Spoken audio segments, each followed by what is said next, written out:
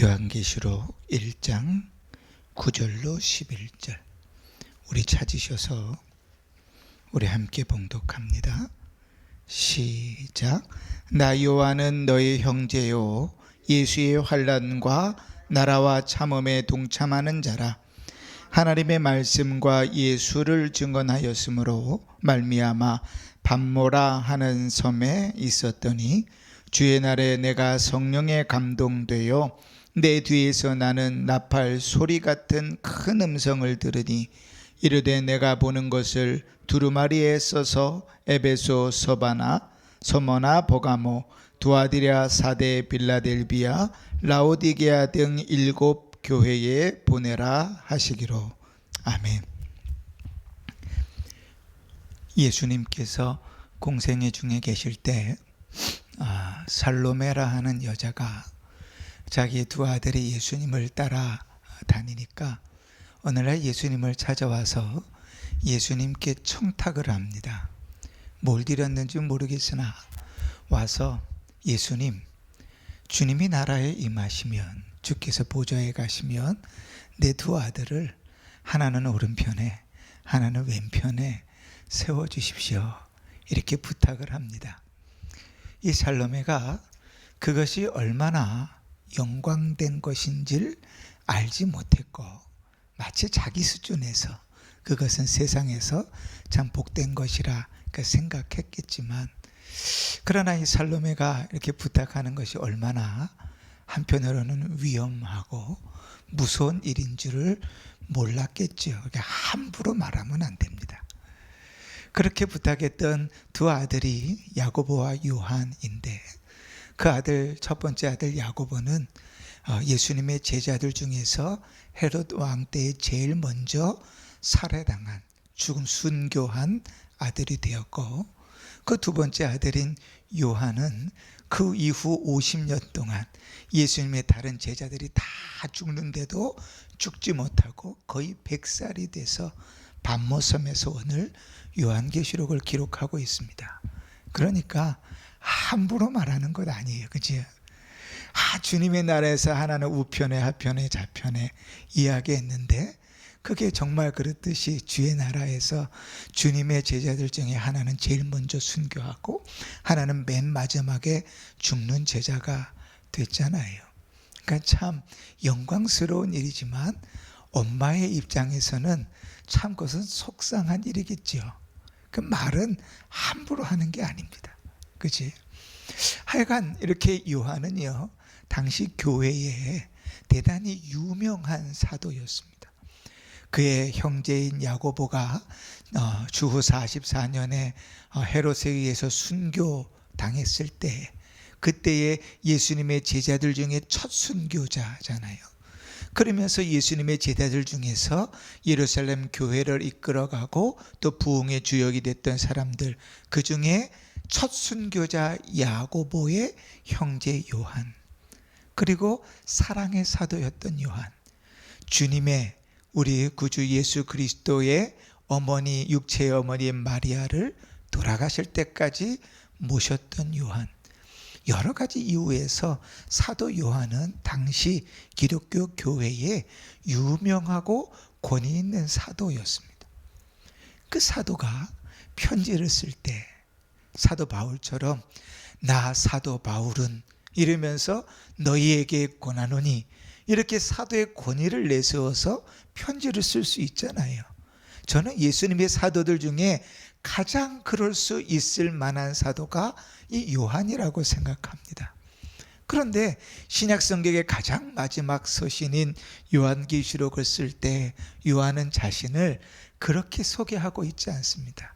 얼마든지 자기를 사도라고 표현하고 소개하고 사도의 권위를 내세우고 사도로서 내가 너희에게 가르치는 거야 라고 말할 수 있음에도 불구하고 요한은 전혀 그렇게 자기를 소개하고 있지 않고 오늘 우리가 읽었던 대로 자신을 뭐라고 소개하냐면 너희 형제요, 너희와 동참하는 자, 너희와 함께하는 자라고 자기를 소개합니다. 우리가 요한계시록을 처음 서론할 때 그랬어요. 요한계시록은 처음 훗날에 일어날 어떠한 일을 계시 보여주기 위한 책이 아니라 그랬습니다. 요한계시록의 주제는 심판이 아니에요.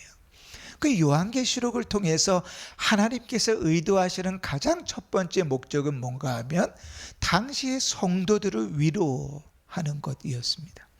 그러니까 요한계시록을 하나하나 써나가는 그 순간순간마다 그 속에서 온 성도들은 그 성경을 읽으면서 자신들의 처지에서 하늘의 위로를 받는 거죠. 그냥 우리는 평범하게 읽고 지나갈 수 있는 이 구절의 말씀이 사실은 당시에 있는 성도들에게는 대단히 큰 위로의 말씀이었을 겁니다.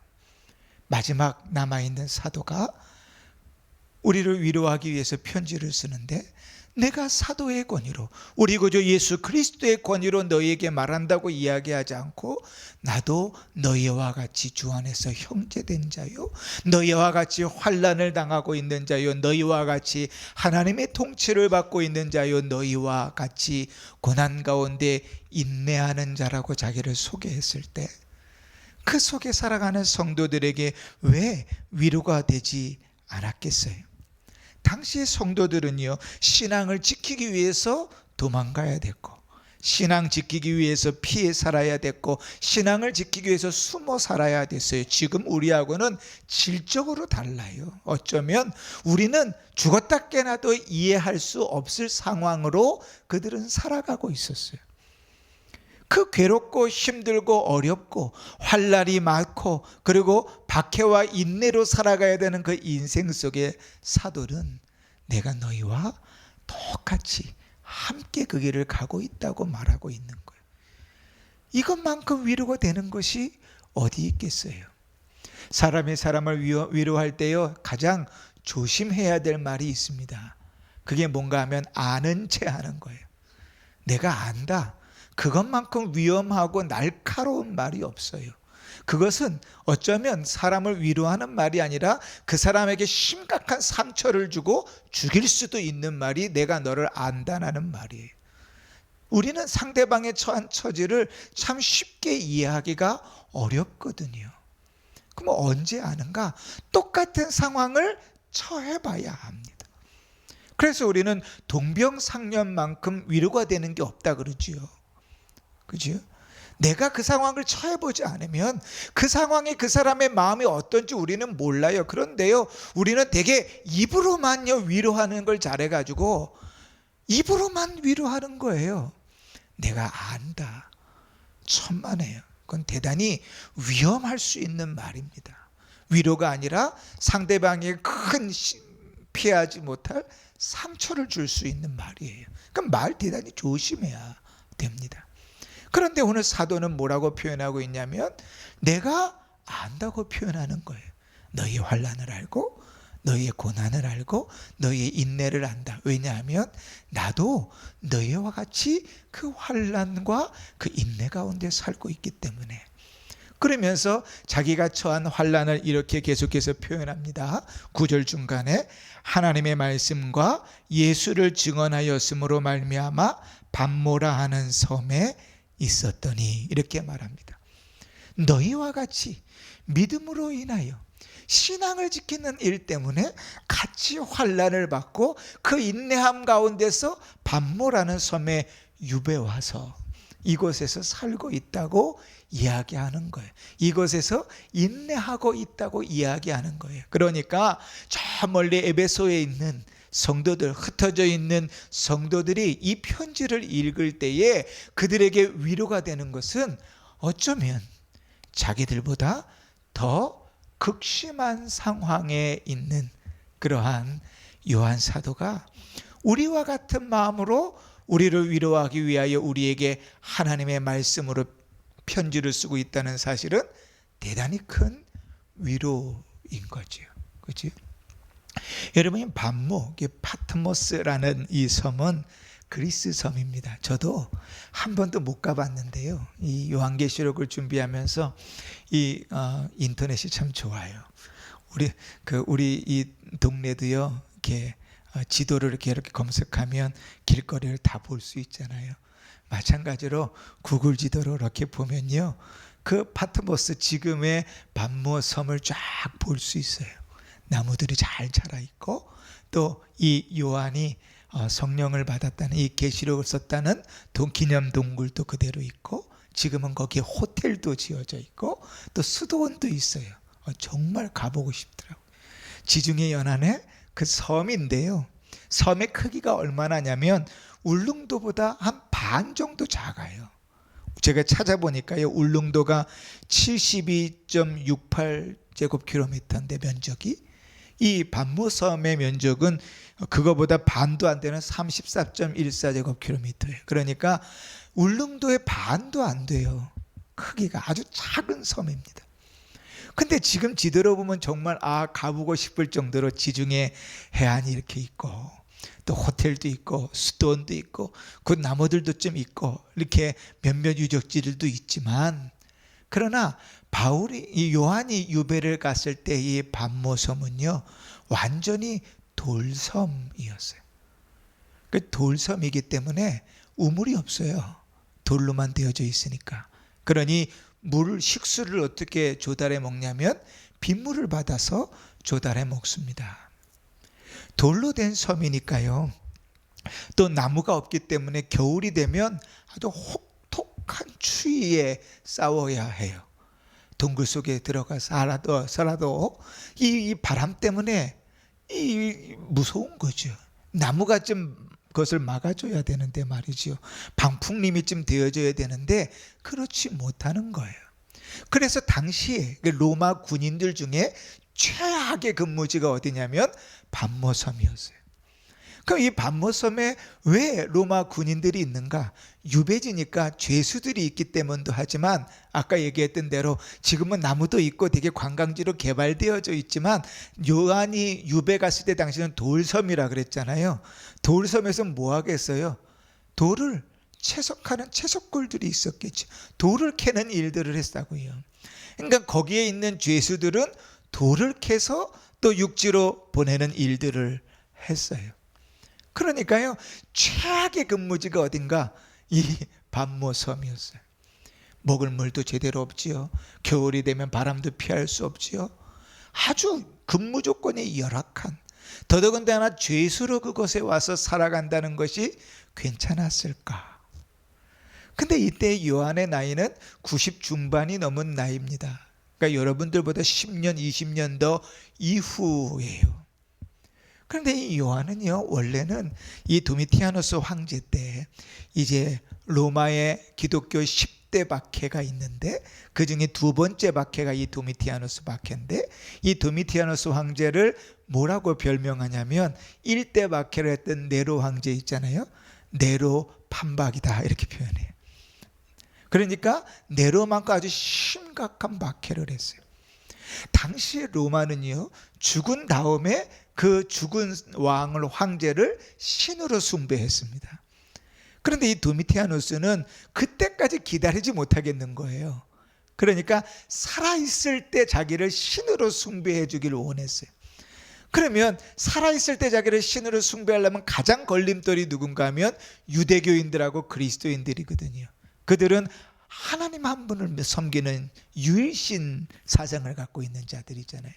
그러니까 그때부터 밑작업을 합니다. 유대교로 기독교로 개종하지 못하게 하고, 그리고 그 개종하지 못하게 고립을 시켜놓은 다음에 그들로 하여금 황제를 숭배하지 않으면 잡아서 죽이는 거예요. 그런데 이 도미티아누스 황제 때 사도 요한도 잡혔어요. 그래서 죽어야 되는데 어떻게 사형을 시켰는가 하면 끓는 가마에다가 집어넣어서 삶아 죽였습니다. 여러분 옛날에 다니엘의 세 친구들 이야기를 아시죠? 다니엘의 세 친구들이 믿음을 지키겠다고 했더니 어떻게 했어요? 끓는 가마에 물을 집어넣고 불을 떼워서 그 불 속에, 그 가마 속에다가 그들을 집어넣게 했죠. 그죠? 그런데 그것처럼요, 당시 이 도미티아누스 황제도 끓는 가마에다가 집어넣어서 삶아 죽였는데, 요한을 집어넣었는데요, 이 요한이요 기적적으로 죽지 않았어요. 여러분 한번 생각해 보세요. 물이 몇 도에 끓습니까? 물이 몇 도에 끓어요? 100도씨에 끓지요. 우리 육체의 우리 온도는 몇 도입니까? 기본적으로 우리 육체의 온도는 37.5도죠. 36.5도죠. 그죠? 근데 이 36.5도가 37도, 8도, 9도까지 올라갈 수 있지요. 근데 그렇게 올라가면 어떻게 돼요? 경고지요. 병원에서도 응급실로 들어가야 될 만큼 비상이지요. 그런데 몇 도씩 끓는가 하면요, 100도가 넘는 물에다가 사람을 집어넣는다고요. 어떻게 되겠어요? 화상을 입어도 그런 화상은 없겠지요. 근데 요한이 거기서 살아났다고요. 그러니까 요한의 몰골이 어떻겠는가 상상이 되지요. 죽어야 되는데 그 끓는 가마에서 살아나서 온몸이 만신창이가 된 상태에서 돌산으로 유배를 간 거예요. 몸도 멀쩡하지 않은데 유배지 만모섬으로 갔으니 그 삶이 평안했겠어요? 나이가 몇 살이라고요? 90대 중반이요. 그러니 요한은 반모섬에서 살지만 사는 게 아니었을 거예요. 그러한 요한 사도가 성도들에게 뭐라고 편지를 써요? 너희 형제요, 너희와 함께 예수의 환난과 나라와 참음에 동참하는 자다. 이 한 문구가 당시 흩어져서 카타콤에서 숨죽이고 도망다니면서 신앙생활하는 성도들에게는 얼마나 위로가 됐을까요? 그지? 우리는 그냥 평범하게 읽어 넘어가는 그런 말씀인데 이 한마디 안에 사도의 사랑과 사도의 마음이 너무나 느껴져서 위로가 됐겠지요. 죽으려도 죽지 못하는 그 사도의 모습 가운데서 그들이 너희와 함께 고난받는 자다, 너희와 함께 인내하고 있는 자라 하는 이 말씀이 너무나 위로가 됐을 거예요. 그런데 이 말씀은 여기서 한 걸음 더 나아가서 당시의 성도들에게 더 큰 위로를 줍니다. 왜냐하면 이 위로는 사도 요한만의 환난과 인내 가운데 주어지는 위로가 아니거든요. 이 환난은요, 사도 요한만 당하는 환난이 아니에요. 이렇게 사는 참음, 인내는 사도 요한만 받고 있는 게 아니에요. 흩어져 있던 당시의 모든 교회와 성도들이 동일한 환난과 동일한 참음 가운데, 인내 가운데 살아가고 있었어요. 그런데 놀라운 것, 그뿐만 아니라 그 시대에 그들과 함께 있는 우리 구주 예수 그리스도께서도 동일하게 그 환난과 참음 가운데 있었어요. 오늘 우리가 성경을 보면 나 요한은 너희 형제요 예수의 환난과 나라와 참음에 동참하는 자라 이렇게 말하죠. 이걸 다시 좀 분해해서 이야기하면 예수의 환난과 예수의 나라와 예수의 참음에 동참하는 자라 이런 뜻입니다. 근데 그 의미를 또 한 번 더 풀어서 얘기하면 몇 가지 의미들 중에 첫 번째 뭐냐면 예수께서 받으신 환난과 예수께서 다루시는 나라와 예수께서 함께 하시는 그 참음에 동참하는 것이라고도 말할 수 있어요. 왜냐하면 교회의 머리는 누구시기 때문에? 예수 그리스도이시기 때문에. 사도행전 12장에 보면 사도 바울이 이제 바울이 되기 전 사울일 때 이제 다메섹으로 가려고 가는 길에 예수를 만나죠. 그죠? 예수를 만나서 이렇게 예수님께서 들려오는 말씀하시는 음성을 듣습니다. 사울아 사울아 내가 어찌하여 나를 박해하느냐 하시거늘 대답하되 주여 누구시니까 이르시되 나는 내가 박해하는 예수라 이렇게 말하죠. 우리가 너무 잘 아는 말씀이지요. 그런데 여러분 조금만 깊이 생각해 봅시다. 사울이 지금 누구를 박해하러 가고 있습니까? 다메섹에 살고 있는 크리스찬들, 예수 믿는 자들을 박해하러 가고 있습니다. 사울이 지금 누구를 해하려고 가고 있어요? 다메섹에 있는 교회를 회하려고 가고 있어요. 그런데 예수님께서는 사울을 만나서 뭐라고 얘기하십니까? 왜 내 교회를, 왜 내 성도들을 박해하느냐고 말씀하시지 않고 왜 나를 박해하느냐? 왜요? 성경이 우리에게 이야기하는 대로 교회의 머리는 그리스도시고 우리는 교회의 몸이니까. 그리스도는 교회의 신랑이시고 교회는 그리스도의 신부이니까 교회는 그리스도와 떨어질 수 없는 한 몸인 거죠. 그러니까 그리스도께서 당하셨던 환난은 교회가 당하는 환난이고 요한이 당하고 있는 환난이고 그 환난의 자리에는 그리스도께서도 함께 계신다는 거예요. 그리스도께서 인내하셨던 것처럼 교회도 그 환난 가운데 인내하고 요한도 지금 그 환난 가운데 인내하고 있고 그 환난의 자리에 그리스도께서 함께 계시다는 거예요. 놀라운 것은 그 환난과 인내가 있는 곳에 그리스도 예수의 나라가 있다는 거예요. 도저히 이해할 수 없는 방식이죠. 예수님께서 부활하시고 나서 사도행전 1장에 보면 제자들이 묻습니다. 주님, 주의 나라를 이루실 때가 지금입니까? 이 말이 뭐예요? 지들의 머릿속에 있는 생각대로 이제 로마를 다 뒤집어 엎고 하나님의 나라를 이루실 때가 지금입니까? 라고 묻는 거지요. 그런데 주님은 그런 하나님 나라를 꿈꾸고 이루시는 일이 아닙니다. 그렇죠? 하나님의 나라는 그렇게 폭력과 무력으로 이루어지는 것이 아니라 오늘 요한이 고백하고 있는 대로 환난과 인내 참음 가운데서 그의 나라가 임한다고요. 그러니 여러분, 우리가 믿음을 지키며 살아가는 그 자리에는 반드시 그리스도께서 함께 계시는 겁니다. 그것이 환난의 자리이고 인내의 자리이고 고통의 자리일지라도 그리스도께서 그곳에 함께 계십니다. 그리고 그리스도께서 이미 그것을 다 경험하셨지요. 그래서 우리는 그리스도께서 우리를 체휼하신다 이렇게 표현하시죠. 우리를 모든 것을 다 아신다. 그러니 여러분, 이 요한계시록의 이 대목은요, 성도들 지금 흩어져 살아가고 있는 환난 가운데서 인내함 가운데서 믿음을 지키고 살아가는 성도들에게 이 짧은 한 구절은 요한에게도 위로가 되는 믿음의 고백이기도 하지만 모든 성도들에게 위로가 되는 고백의 내용들입니다. 주님께서 그것에 함께 계신다고 말씀하는 것이니까요. 자, 그렇게 주님께서 이제 요한이 자기를 소개하고 난 다음에 이제 본격적으로 이제 성령께서 자기를 감동하셔서 이루신 내용들을 이야기합니다. 우리가 첫 시간에 말씀드렸던 것처럼 요한계시록의 구절을 여러 부분에서 나누어서 생각해 볼 수 있는데 그 중에 한 내용이 뭔가 하면 성령께서 요한에게 감동하셨을 때, 강림하셨을 때를 중심으로 네 파트로 나눈다 이제 그랬지요.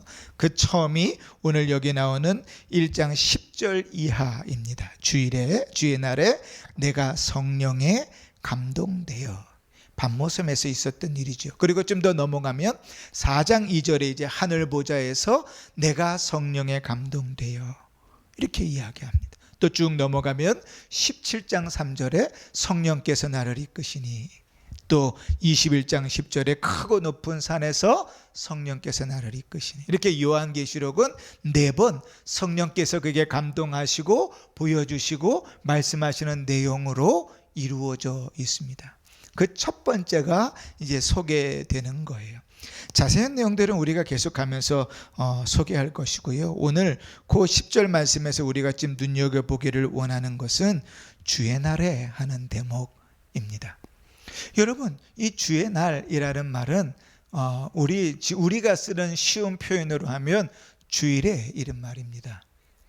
그러니까 주의 날, 이미 초대교회 때, 이 초대교회 이 1세기 시대에 이 주일은 그리스도께서 우리를 위해서 죽으시고 부활하신 날을 기억하는 날로 정리가 되어져 있었어요. 그 성경에서는 이 주일을 여러 말들로 이렇게 표현되는데 어떤 곳에서는 안식 후 첫날 이런 표현들을 씁니다. 안식일은 당시에 유대인들의 안식일은 우리가 지키는 달력으로는 토요일이었죠. 그리고 안식 후 첫날 그리스도께서 부활하셨기 때문에 안식 후 첫날에 성도들이 모여서 예배를 드렸습니다. 그러한 기록들은 마태복음, 마가복음, 누가복음, 요한복음, 사도행전에 계속 반복돼서 안식 후 첫날에 그들이 모여 예배드린 기록들이 있어요. 또 다른 기록으로 보면 고린도전서에 매주일 첫날에 이렇게 표현합니다. 매주일 첫날에. 그러니까 매주일 첫날은 우리식 표현으로 주일을 얘기하는 거예요. 그리고 요한계시록에 가서 이제 주의 날 이렇게 표현됩니다. 그러니까 지금 우리가 지키고 있는 이 주일은요, 이미 초대교회 때부터 예배하는 날로, 부활하신 그리스도를 기억하고 예배하는 날로 정해져 내려오는 것이에요. 그런데 여러분, 우리가 주일을 생각하는 것과 지금 당시에 밤모섬에 갇혀 있는 이 요한이 주의 날에 예배드리는 것과의 차이가 너무 납니다.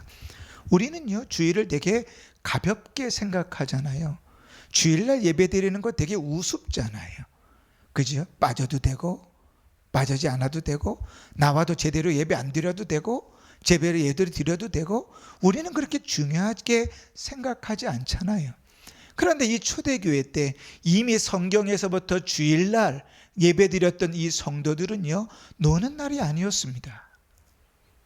주일날 우리처럼 빨간 날이 돼서 놀았던 것은 적어도 이 요한이 밤모섬에 있을 때부터 시더라도 200년이 지난 이후였어요. 콘스탄티노플 대제가 기독교를 공인한 이후에 주일이 공휴일로 정해졌으니까요. 그러니까 주일은 일하는 날이었어요.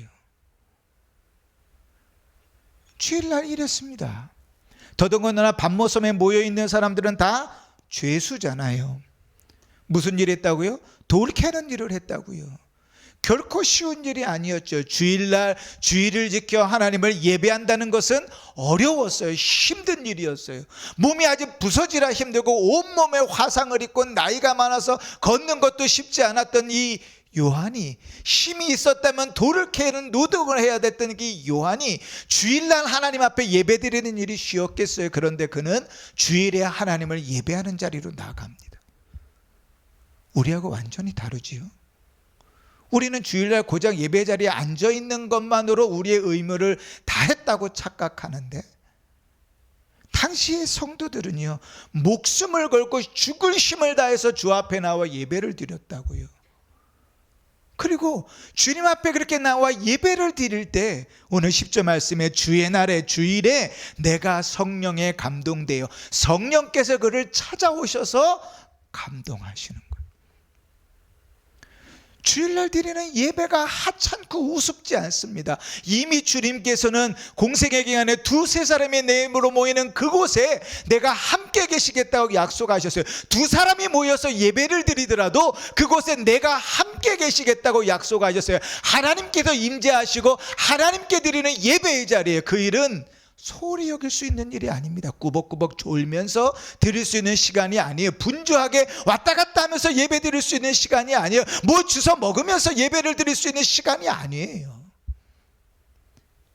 하나님이 임재하시고 거룩하신 하나님 앞에 온 정성과 전심을 다하여 예배를 드리는 거예요. 온몸에 화상투성이가 된 노종이 95세가 넘은 그 노종에 있는 힘을 다하여 주일날 돌산을 기어 올라 예배 자리에서 하나님을 예배하는 그 전성과 힘을 다하여 드리는 예배라고요. 그리고 그 자리에 성령께서 찾아오신다고요. 그리고 그를 감동하시죠. 하나님이 두세 사람이 내 이름으로 모이는 그곳에 내가 함께 하시겠다고 약속하셨다면 그 신실하신 하나님께서 오늘날 우리가 주일에 예배드리는 그 자리에 왜 찾아오시지 않고, 왜 우리를 감동하시지 않고, 왜 우리에게 은혜를 주지 않으시겠어요? 주일날 예배를 드렸는데 도대체 내가 뭔 짓을 하고 앉아있다 일어섰는지 모를 정도로 아무 생각이 없다면 우리는 그 하나님을 제대로 믿고 있는 것인가? 지금도 살아 역사하신다는 그 하나님의 말씀을 믿는 것인가? 성령으로 역사하시는 그 하나님을 바라보고 있는 것인가? 그 하나님에 대한 간절함은 있는가? 그 하나님에 대한 소원함은 있는가?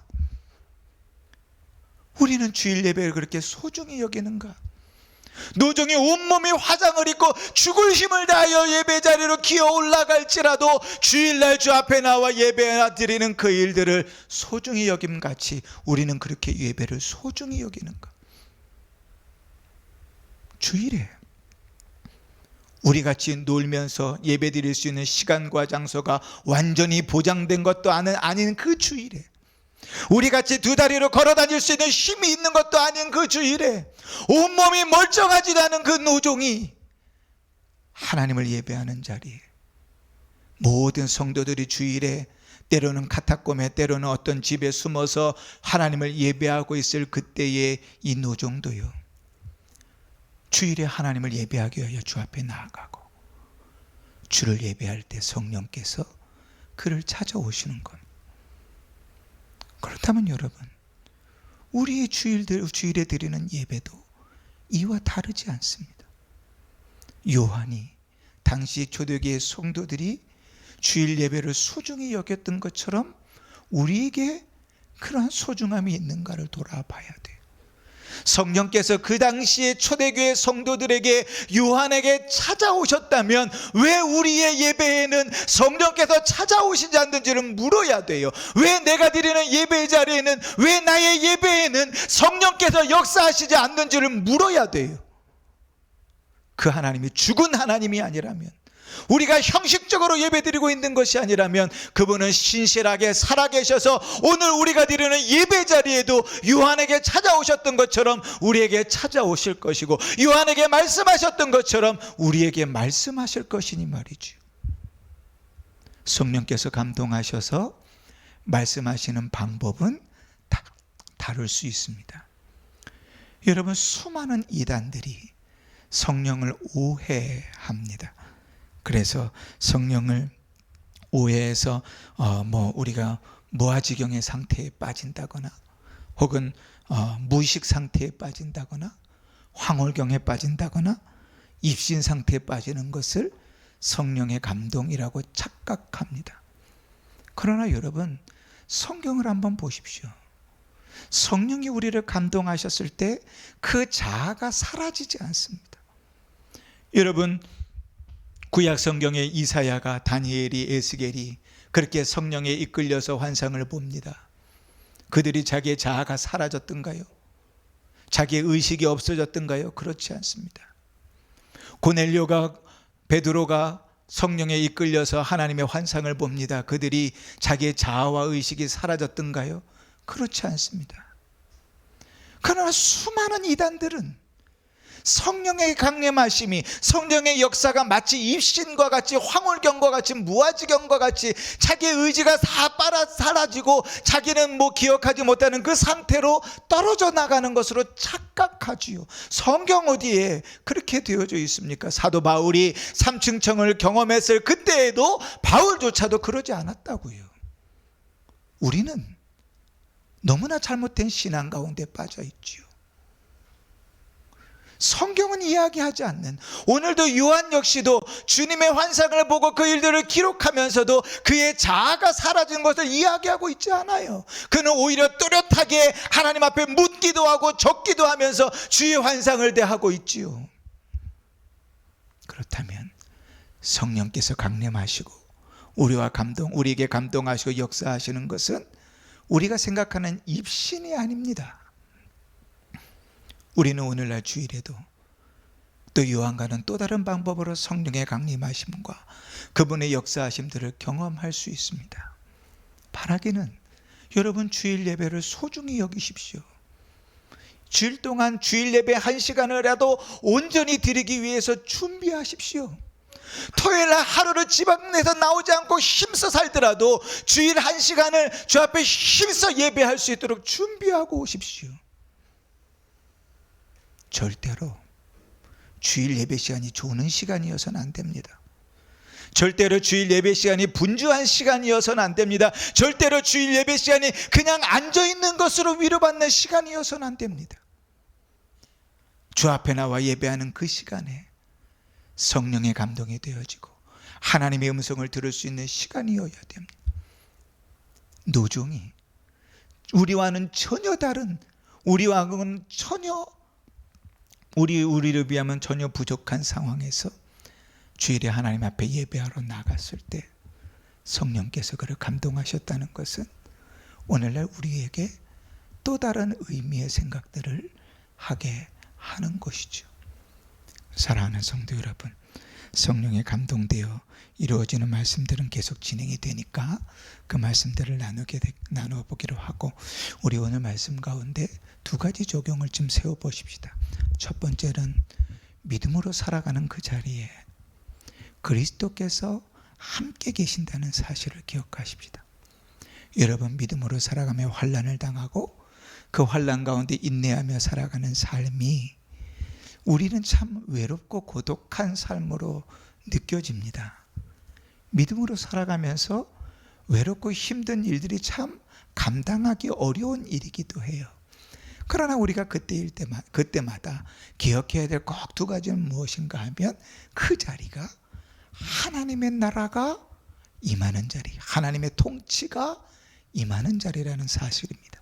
그리고 그 자리에 그리스도께서 함께 계신다는 거예요. 우리는 늘 눈에 옆에 보여야지 우리와 대화가 돼야지만 위로가 될 것 같지만, 그러나 성경은 계속해서 우리가 고난당하고 우리가 믿음으로 살아가며 어려운 그 자리에 함께 하신다고 말씀하십니다. 예수의 환난이고 예수의 나라고 예수의 인내입니다. 주님께서 우리와 함께 하시는 것을 믿고 그 고난의 자리를 살아가는 일들에, 그 믿음으로 인내의 삶들을 살아가는 일들에 주저하지 말기를 바랍니다. 때로는 힘들어서 주저앉을 수도 있습니다. 그러나 다시 주를 바라봄으로 일어서십시오. 여호와를 앙망하는 자는 독수리 날개쳐 올라간 같은 새 힘을 주실 것이라고 지금 약속하시잖아요. 주를 바라봄으로 다시 일어나시고 주저앉았던 자리에서 다시 일어나셔서 주와 동행하는 그 걸음들을 걸어갈 때 그 자리는 주와 함께하는 하나님의 나라요 복된 자리가 될 것입니다. 두 번째로, 주일을 소중히 여겨 예배할 수 있는 성도들이 되십시다. 여러분, 시간이 점점 흐르면서 주일이 아주 퇴색됐습니다. 지금 우리만 봐도요 엄청 타락한 거예요. 적어도 이 요한계시록의 요한 사도가 주일 예배를 드릴 때와 우리를 비교하면요, 여건은 너무 좋아졌는데 하나님 앞에 예배하는 자세와 마음가짐과 태도와 모든 것이 아주 타락했습니다. 그런데 이러한 모습은요 시간이 흐르면서 점점 더 심해질 것입니다. 모이는 자리에서 졸고 모이는 자리에서 분주하고 모이는 자리에서 형식적으로 앉아있는 것을 넘어가 이제는 모이지도 않는 예배의 자리가 될 공산이 너무나 커요. 이미 유럽의 많은 교회들이 그랬고요, 은평중앙교회도 그렇게 될 거예요. 누가 그것을 막겠습니까? 우리 주님께서 말세에 믿음을 보겠느냐라고 물으시는데 그것을 누가 막아서겠어요?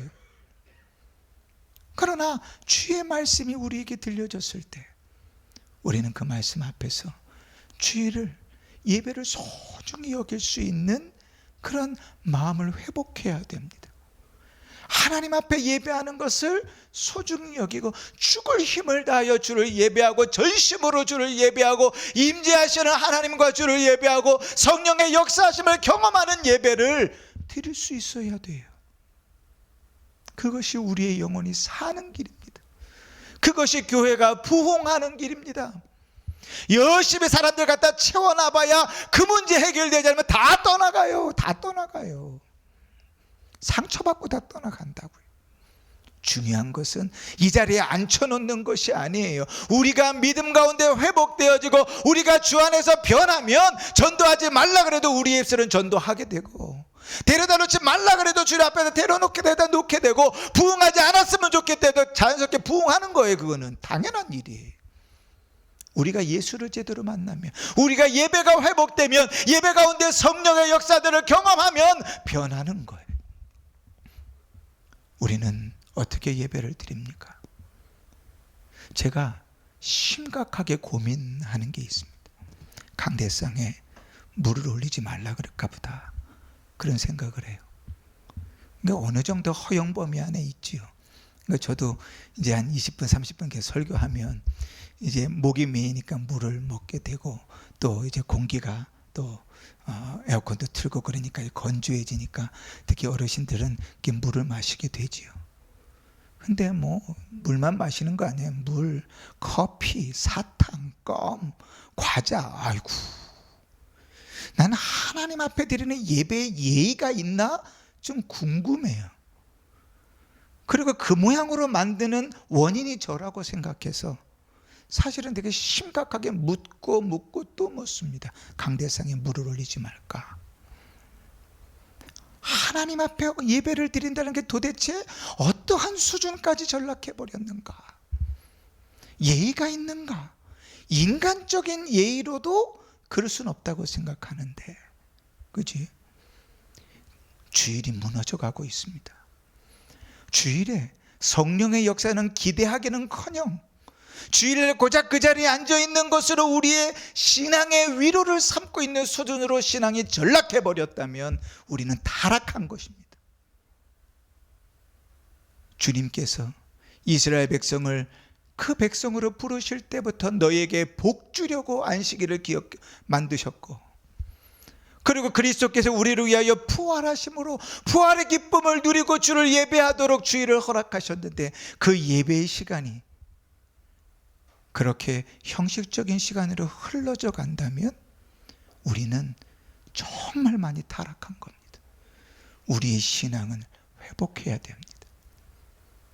오늘 요한 사도가 반모섬에서 그 노령의 사도가 온몸에 화상을 입었던 그 사도가, 걷는 것조차도 제대로 온전하지 못했던 그 사도가 주일에 돌산에 올라가 하나님을 예배하였던 그 모습을 기억하면서 우리에게는 주일 예배가 어떠한 의미인가를 돌아볼 수 있길 바랍니다. 초대교회 성도들이 주일 예배를 회복했던 것처럼 우리에게도 그렇게 주일 예배가 회복되기를 바랍니다. 초대교회 성도들이 그 예배 가운데 성령의 감동하심과 주의 조명하심을 입었던 것처럼 우리가 드리는 예배에도 성령의 감동하심과 그의 조명하시는 은혜를 입을 수 있기를 바랍니다.